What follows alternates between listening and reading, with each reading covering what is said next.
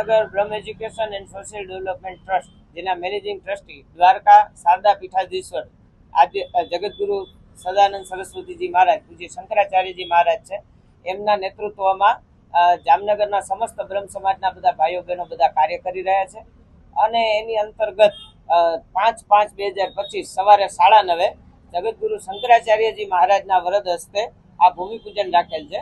આ જગ્યા કુલ મળીને જામનગરના દરેડ વિસ્તારમાં આવેલી છે અને ત્યાં 2 લાખ ફૂટ જગ્યા છે, જેમાં 65 ફૂટ ઊંચાઈવાળું પરશુરામ ધામ એનું નિર્માણ થવા જઈ રહ્યું છે. અને એની ભૂમિપૂજનની વિધિ 5/5/25 સોમવાર બરાબર સવારે 9:30 વાગે રાખેલ છે.